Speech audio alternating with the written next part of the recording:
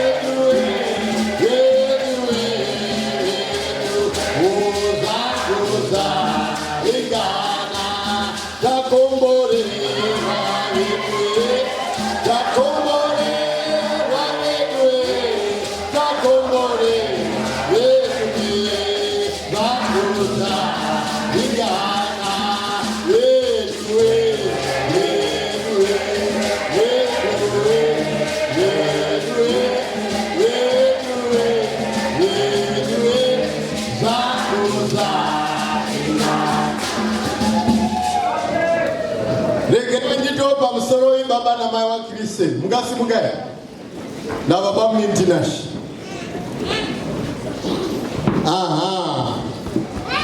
Mai wa Kristo ni wali papa murora wenduyo tiri kubikirwe zvinonaka. Mari wakanaka. Ameni. Ndowashinga mdzao zvakare muchiti mwauya. Mugore 1992 tabva ku-annual conference pamutambara nana mukoma Elisha Kabungaidze kwendakapuwa appointment yekutanga kuti tichitanga chifundisi muna January 93. Ndinogare pasina mukoma wangu mukoma Elisha Kabungaidze vane bhebi rakagara pai. Ndikati nhai mukoma, ndozvifambisa sei zvechifundisi, ndotanga papi? Ini zvangu zvandinogona ngezvechibvui. By the way, chifundisi changu kamwana kechibvui. Saka vabvui muri mafensi yangu. Hino ngekuti muri mafensi yangu twenhando hatidi.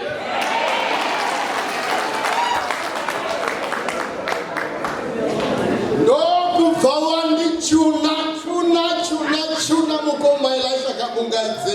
Amen we. Ndikati zvangu zvasvika ndakwenda. Boundary rechibwinda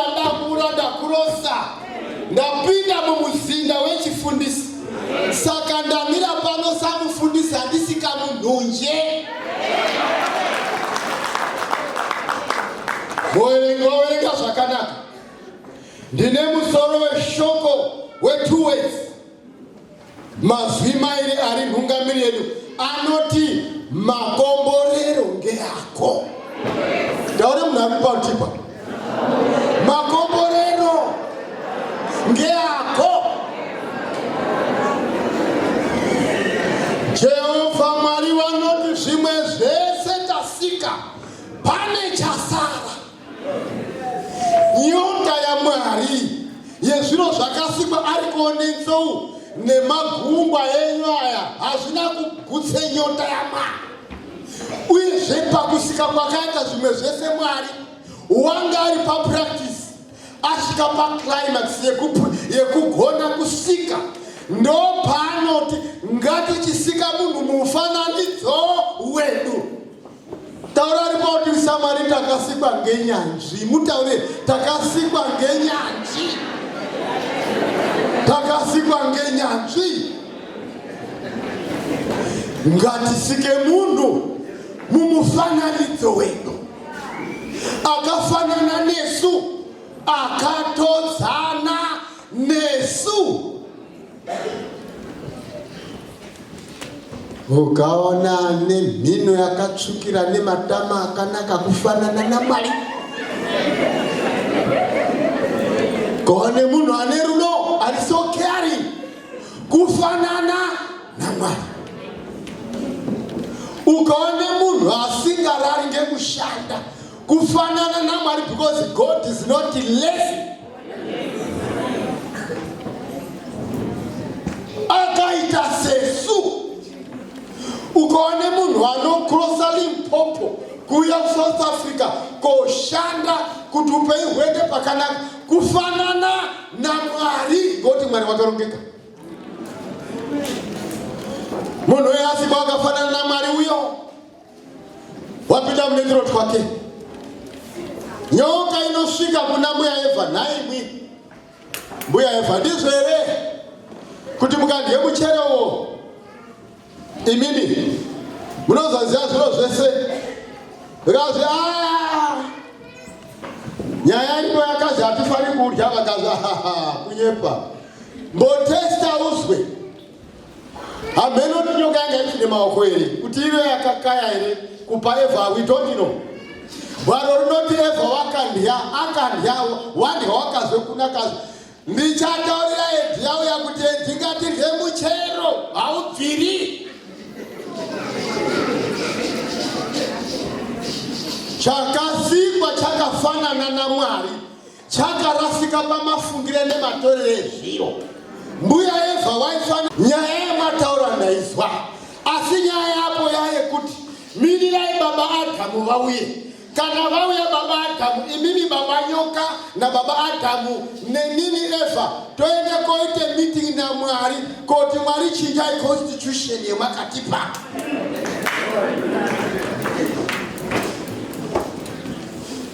Eva anakudarova, why?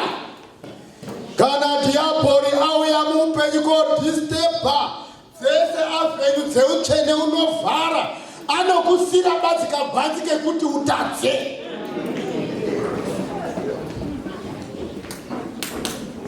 Be very careful. Iwe wakandinangisa nemadziso ako akanaka, chenjera. Satani basa rake kuronga nzira dzekuti utadzire Mwari. Ndosaka muchiona vanhu vanofamba vachite zvavanoda, vachitaone zvavanoda. Mukaende kugungwa iyo munoone vanhu variyo vanofamba vachite zvavanoda. Mudhorobha remuno, mumadhorobha enaya amacho techifamba tobodi zvadzaiti hanhu yekweniyo izvazoti nyanye izvi zvazoti nyanye haizvanyanye. Vanoite zvavanoda. Chikonzero ngechekuti dzimwe hembe dzinopfekwa ngedzemidhori asi dzinopfekwa ngavanhu vanofamba vakapfeka hembe dzemidhori. Secret yacho yakadzaka design rwepasi penyanza ngezi headquarters of Satanism, kuti vanhu vafambe vasina kupfeka wochivana wopinda mupombwe. Chinangwa chaSatani chiri chekuti ashatirise Mwari. Saka vese vemunoona vakadaro munawaregera zvenyu vanode kushatirisa Mwari. Imwimwi vanode kunatsira Mwari. Natsirai Mwari siku nesikati, ngekuti vakasikwa mufananidzo wake. Watatsira Mwari. Mwari unoenda pavheni yemitingi yemazuva ese, unoona shamwari dzake, nhengo dzemusangano hadzipo. Adam and Eve. Jehovha Mwari wanofamba, wanotsvaga, wachishaya, wanobvunza, nhai munhu iwe uripiko?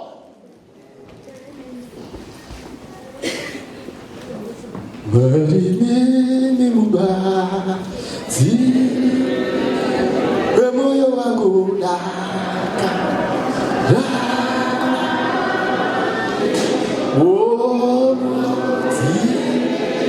mudzimiriro oninamo haiwa nebanza. Vaizviziva kuti munhu watadza, vakada kuti munhu azvitaura kuti ega uripiko, zvikanzi ndatadza hino ndawanda. Ameni. Kupfumbise nyaya refu, Mwari vakatora corrective measure kugadzisa munhu watadza. Chekutanga vanomupfekedza, chechipiri vanochimubvisa mumunda weEdheni, chechitatu vanochimupa upenyu hutsva hwekuchifamba. Afamba munhu akadaro, afamba munhu uya wagadziriswa nzara inouya, uyo unoenda kuIjipiti. Agara kuIjipiti, osvikire mumaoko mwaFaro waiziya Josefa, ainokama noshamwari hwakanaka naJosefa. Uya akaita Josefa gavhena weIjipiti, asi uyu Faro unozofa. Afa yeyu Faro, kunozoya umwe Faro mambo. Asikazivi Josefa wanga asina wana weIsraeri pamwoyo, wakati Ijipiti ko hwanda nzara. Imi munozwa chiro chinozi xenophobia, zimwe yara Faro rinovenge watorwa. Tikaenda tese tese munosenza basa racho, unyope munozvigone. Mwari vanotuma Moses kumuprocessa pa Exodus chapter 3. Wanogadzira Moses kuti awereni kuenda kubasa. Moses unoenda naAron, wanorwisana naFaro, kudakara Faro, wazokundwa vanobuda vakwenda. Jehovha Mwari vanoti Mozi, kazi Jehovha Mwari zvikazvinzira muchaenda ndiyo, zikazi munoenda ngapo? Pari kuzi pacho munoenda ngapa? Gungwa rakati chinga, zvakaita renyuri rinodai masaisa. Unombotizwa kuti perakazi rinogumira ndo painogumira mvura yacho. Usatiza hako, kana ikabva ichisimuka yosvika mwii, yakazi ndiJehovha Mwari unogumira apa. Saka hazi ndiJehovha Mwari munoenda ngapa? Pari kuzi pacho apa kunongedze gungwa. Imwe nzira pfupi yanga iripo. Jehovha haana kunongedze kune nzira pfupi, wakanongedze kune nzira yakareba inopfuura ngemugungwa. Ngekuti Jehovha Mwari kana akuite zviro zvake haana chinorambidza. Tinonamata Jehovha musiki wedenga nepasi, haana makata, haana zvinorema, haana zvinoshupa. Uye kana aronga kunoenda ngapa, hapana chinomudzidza chikabudirira. Wanoenda ngepataurwa ndiMwari.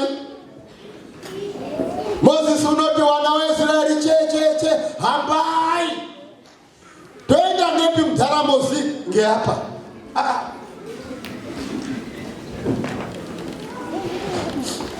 Ndope mazatwa kutuka Moses. Dai takagara Ijipiti zvazviri nani,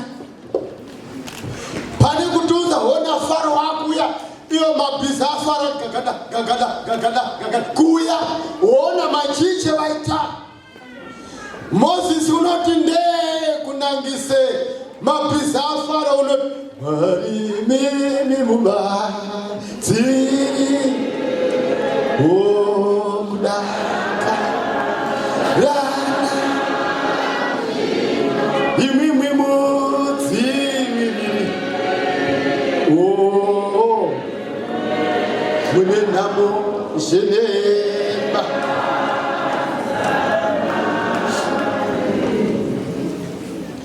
chakasikwa chinochengetwa ngechakachisika. Mwari wakakusika kuti akuchengete munhamo nemurufaro. Fara upemere una anochengeta. Ende usapedze nguva kubvunza kuti paHebhroni ndiani unogona unamata kupfuura wese, ndiani mukristo ari wechokwadi kupfuura wese. Ndiwe mukristo wechokwadi chekupedzisira iwewe. Ndati ndiwe mukristo wechokwadi ari nane kupfuura vamwe ngekuti wakasikwa mufananidzo waMwari. Kana Mwari akuda kudzikinura nekuponesa, nzira yaanongedza ndiyo inofambwa ndiyo. Hana chinovhirika chinodzivisa ngekuti ndi Jehovha Mwari. Pakaoma ipapo ndopaanokufambisa ndipo kuti zita rake nemhuri yake zvionekwe.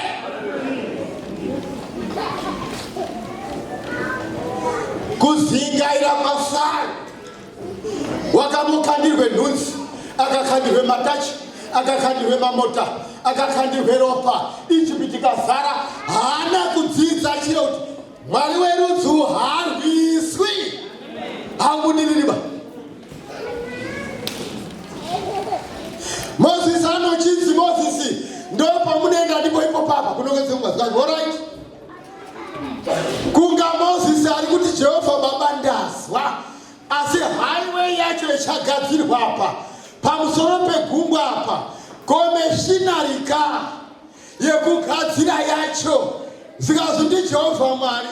Machinery unayo Mosi, hey, zikazi papi kunga mutara Mosi akamboringa zikazi une zikazi ndine chimbo zikazi ndio machine yacho.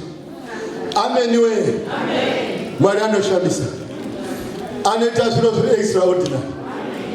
Ende anoita zviro zenzira yaMwari. Anoita zviro kuratidza kuti Jehovha ndiMwari. Ndiyo machine yacho yoinayo. Kazi zvakanaka baba waibata. Kazi ndodini? Kazi nongedza kugungwa. Asi tanga wataure vana vaIsraeri, maIjipita muchaona hamuchazovaoni. Jehovha Mwari achakurwira nhasi uno. Imi nyararai kuti mwii muone ruoko rwaMwari. Vakakuseka urova hwawanda kumusha. Kambani yako yavhara, ivo vari pamabasa. Vaikurukura ngepei dzavo, ivo uripoti iwe uzwe rova. Mari yevhiza hauchina, yekubhadhara rende hauchina, asi vari pamabasa vari kushaina ngekuva kumabasa kwavo. Iwe werovha wakateerera wechiziva kuti havanongorwaredzere, saka vanonasozwa bhiri rimwe narimwe ravanotaura vechidada ngepei dzavo. Ukristo ari mukomborewiwo anepone mumoyo anozwa iye Tauya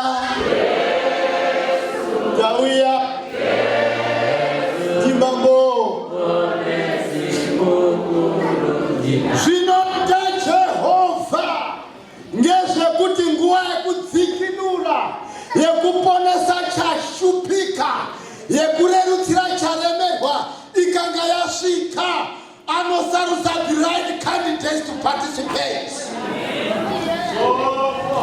Akafemera Jehovha musashayanirwa ngavari mumabasa.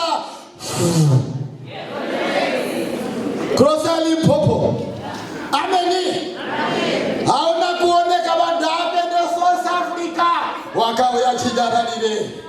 uyachia chinyararire kufe kwa mtoko, uyachia chinyararire kufe kwa mkari, uyachia chinyararire kufe masuko nekwa mrewa, nasi mati pam pam denga rakafemera makomborero ngeyako mwari hapfunzi kuzi why, mwari wanopfunze kuzi how. Tiri kuyamuka gungwa hawana kupfunze kuti why, wakapfunza kuti tiri kukrosa gungwa how. Wakafamba ngerutu yeupenyu iyo wakarongedzerwa ndiJehovha Mwari inopfuura ngepamunda wamwene anoshusha, watezara wane mbobobo, wana baba miri varamubavha, nana tete mahure, nana mbuya vanoroya. Ndiyo rutu yako chako kupinda mumushamba chokororwa, zvinozoitika denga rinokatirisa. Denga raizviziya kuti rimwe regore basa rinopera, industry dzichafara, komisi yechipwanyika, education sector yechipwanyika, asiwe Mwari wakati fambire mberi. Chiona kutsukira kwewaita ukawa mwende kumusha wafambire makadi natete, makadi baba minyi wakuseka walipa basa wabude basa, makadi sekuru wakadi msanye mburi wakunga wanogeze mwiri ngeparafini shena kuti mbungu.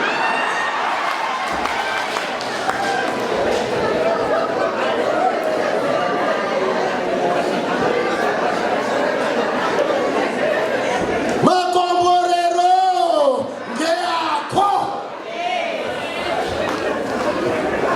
hana kuti unozenge gungwa, pane gungwa ndopo unofamba ndipo. Hana kuti unozenge majaha anophinya sina hunhu. Mwari munharaunda, Mwari ndomo unorarama nemazamu achakakwana wachifamba mandara yakakwana yakazara mukati memajaha mabwarara. Unopfuura ngeMwari kuenda kumuchato.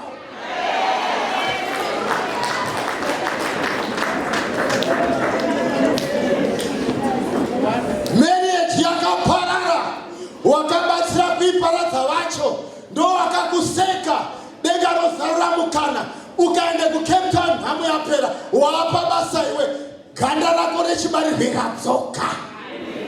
Wobve uno watekesa, veunoziva kuti wakabatsira kupwanya marriage yako. Makadi natete, makadi maguru, makadi mandini maisuu, makadi mandini majenita, ngobanga onga apa wechapa hembenyu wanusapedza wakambopfeka dzino mushani wanoshanja netunonaka uchimbowapa uchimbodya. Ameni. Wapedza Jesu Jesu polisi mukuru wore munamata wobuda wewe. Jehovha Mwari wedu anomira nechakasikwa, anomira nechakashungurudzwa, anomira nechakadadirwa, achichigadzira venyu neruti yekutora kwenda kuvhenyu yemakomborero. Ayo dada mani, dada mkani ayo dada mani. Mwari wako anokuda, Mwari wako anokuda. Jehovha wakanaka. Hauchinji musha wakurorwa, pewakarorwa ndipopo. Garapo. Vachabara mbechibara unga mapete mimba mana. Uri mumushamo, zvinoma zvese God takes care of.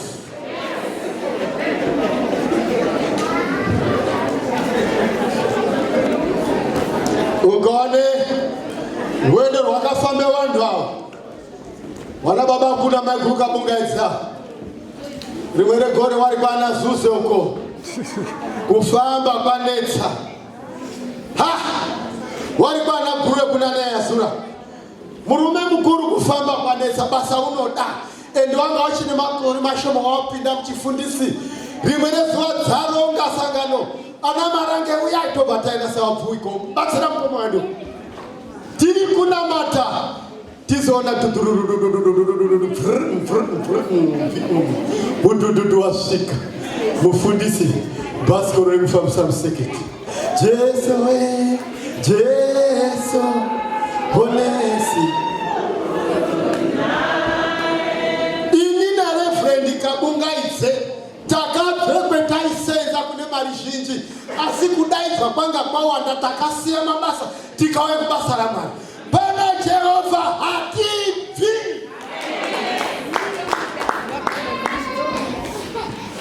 Nyaya kuipfumisa nyaya refu wanozofamba kwese kwana mudenda awo wakuchisipiti kazoende kuita DS awa 8 years wari bocha BBC kunopisa mota yawe wakaenda nao yakati pukutu isu mabocha ndovhakaise musoro pamwe chete tiri ku Salisbury ku Harare kwa kuronga tode kutengera DS motika pika buchuku yakanaka zililili mubocha BBC ha kwamafaya kwamavisa kwamukuni awo kwachifatsura pamutimba kufambise basa remuchinjiko mai wakagara paruwadzano rwawo kuconference net abimba mukadzi kwakazowa dzimwe mbavha tichazvitaura makomborero ngeako ukaite zvakanaka wazvinatsira ukaite zvakarurama wazvinatsira ukaite zvine rudo wazvinatsira ukaite mwoyo muchena wazvinatsira ukabatsira umwe munhu wazvinatsira temu yeDS yakwana mabocha anoti motika yaDS takaiparadza muno DS namai iyo ichukui endai nayo amen we makomborero ngea chizwa kumusha things are bad musi wa 6 watakwira chiwakuya ndakatuma ndi Minister of Home Affairs wangu kuMaham Town kotenge zvekutenga nyama kg yenyama yanga yapa $126 ya RTGS yakachipa icho asi imwe iyaya yakanaka icho yanga yapa $161 mai wari mumba wanoga nekutengesa pamwe pasondo wanogone kuone $50 kana zvakuita zimengwa pamwedzi $150 kana zvakuita ino nyama yakuite usawashungurudza haulume mozi unonongedza gungwa rinochinja kuite highway Israeli anoyambuka Faro unoteera ateera Faro ava vana veIsraeri vapedza kuyambuka Jehovha Mwari unovhundutse vana veIjipita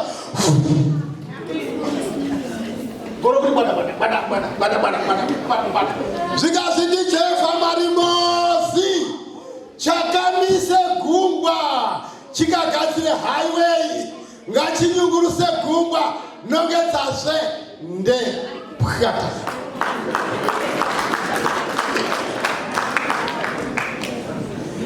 muroi wako kana Mwari akudhila naye iwe unotosiririswa wakakuitire zvakashata vese variyo kumusha ukanga wasvike vamwe vacho unosiririswa kana Mwari akudhila nemhandu dziri kushungurudze vana vake vanomuda munotosiririswa uye Jehovha Mwari kana orova Faro unorova Faro nebhiza nengoro nemavhiri engoro nemutashi vacho zvachese. Dambudziko rako Jehovha Mwari anoridambura nhasi muzita raJesu. Iwewe chako panzira yeutsvene usatsvaka. Mwari varege kuti hei wena, ko pane vamwe vakarurama uripiko? Pane vanhu vanoregerera uripiko? Pane vanhu vanozvibata iwewe haupo? Pane vanhu vane mweya murefu iwewe haupo? Pane vanhu vasinganyimi iwewe haupo? Rega kushayiwa paunofanira kunga uri ndiJehovha Mwari. Mira panzvimbo uchigara muutsvene nekururama. Makomborero geya.